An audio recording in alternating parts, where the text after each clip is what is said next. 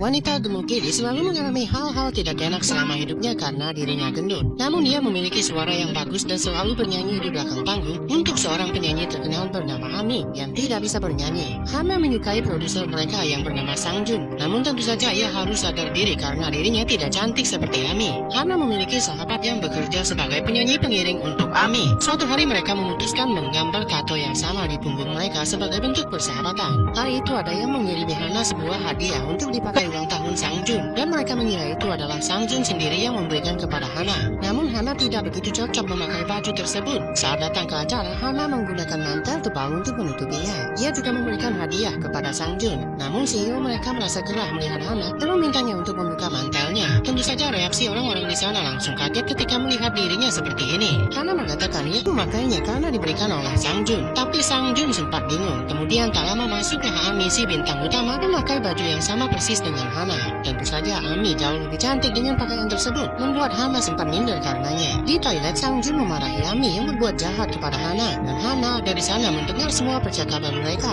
Karena mereka berdua memanfaatkan dirinya hanya untuk kepentingan mereka berdua. Hana kemudian pergi meninggalkan tempat itu dalam keadaan berantakan. Hana memutuskan untuk bertemu dengan dokter bedah plastik, meminta untuk mengubahnya menjadi wanita cantik. Tapi Hana meminta bayaran kredit dan dokter itu tentu saja menolak awalnya. Namun Hana mengancamnya karena Hana juga bekerja sebagai wanita panggilan melalui telepon dan selalu mengobrol intim dengan kliennya. Pelanggan tetapnya adalah dokter ini, maka dari itu Hana mengancamnya. Mau tidak mau dokter pun membedah Hana dengan sukarela. Inilah proses Hana akan dioperasi plastik. Hana juga memutuskan untuk membuang semua makanan agar dirinya bisa diet. Dia juga membuang anjingnya karena Hana akan menghilang. Tibalah hari di mana Hana akan segera dioperasi. Semenjak Hana menghilang, Ami harus menunda album terbarunya karena dirinya memang tidak bisa bernyanyi. Di sisi lain, Hana sedang berusaha menurunkan berat badannya, dan juga sang produser mereka Sang Jun mencoba mencari Hana di rumahnya dan tidak menemukan dirinya di sana.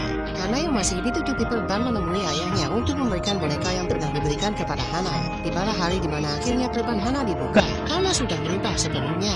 Ketika ia bercermin, Hana begitu kaget melihat wajahnya yang sekarang begitu cantik. Namun karena semua wajahnya dioperasi, Hana tidak bisa membuka mulutnya terlalu lebar karena rahangnya bisa patah. Hana akhirnya menjadi lebih percaya diri. Ketika ia sedang berjalan, ia tertarik dengan baju yang ada di patung. Hana akhirnya bisa memakai baju yang ia inginkan. Hana kaget ketika melihat Sang Jun bersama Ami sedang melakukan jumpa fans di sebuah mall. Kini karena Ami tidak bisa merilis album, banyak saingannya yang kini meremehkannya. Hana juga mengikuti mereka ke parkiran, dan tidak sengaja kecantikan Hana membuat mas-mas pengantar makanan harus menabrak palang dan membuatnya terjatuh. Hana yang baik kemudian mencoba membantu pria itu, membuat pria itu benar-benar jatuh cinta kepadanya. Sang Jun mendekat ke arah mereka dan Hana yang takut ketahuan kemudian menutup wajahnya menggunakan helm dan kabur dari sana. Lagi-lagi Hana mencoba mengikuti Sang Jun di sebuah showroom mobil, dan lagi-lagi seorang pria tertarik kepadanya dan berkata bahwa Hana sangat mempesona. Karena hal itu Hana kemudian tertarik membeli mobil rongsokan ini. Namun karena dirinya begitu kegirangan, ia tak sengaja menabrak taksi di depannya. Awalnya pengemudi taksi marah-marah, tapi ketika melihat wajah Hana, ia kemudian malah balik bertanya apakah Hana baik-baik saja.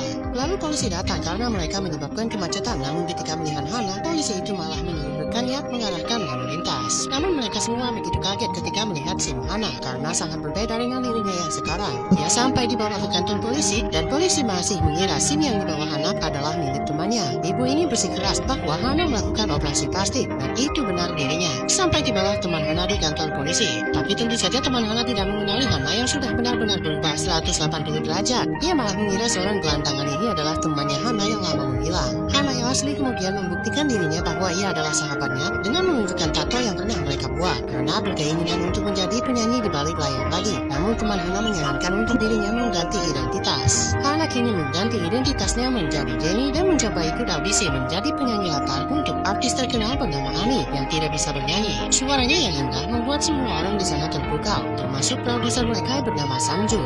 Namun Sang Jun malah berubah pikiran dan tertarik ingin mendebutkan Jenny sebagai penyanyi daripada Ami. Jadilah Hana yang kini bernama Jenny dibawa untuk melakukan photoshoot. Dokter yang mengoperasinya senang melihat dirinya sudah masuk majalah. Ami yang seharusnya kembali dengan album baru harus menerima bahwa kini Jenny mulai muncul di televisi.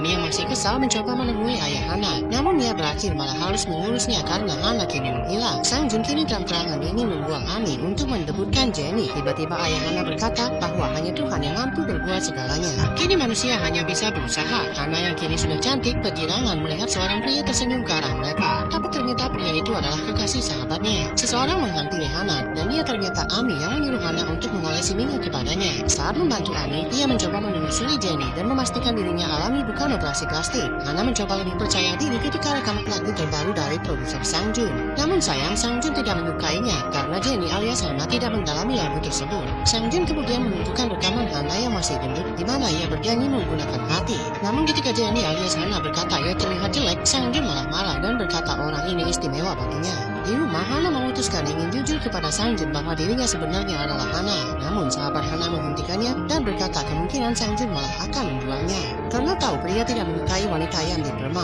Namun karena hal ini, kedua sahabat ini pun akhirnya bertengkar hebat. Hana pergi ke rumah Sang Jun ingin melakukan pengakuan. Tapi di sana ia tidak menyangka bertemu anjing peliharaannya. Dan anjingnya menyadari itu adalah tuannya walaupun kini sudah berubah. Saat mereka ngobrol, ternyata Sang Jun tidak menyukai wanita yang melakukan oplas karena dianggap tidak percaya diri. Ketika pulang, Sang Jun mengantarkan Jenny ke rumahnya. Dan di sana ia memergoki seorang pria yang diam-diam merekam Jenny. Jenny mengingatnya ia adalah pria pengantar makanan yang sebelumnya jatuh dari motor karena melihat kecantikan Jenny.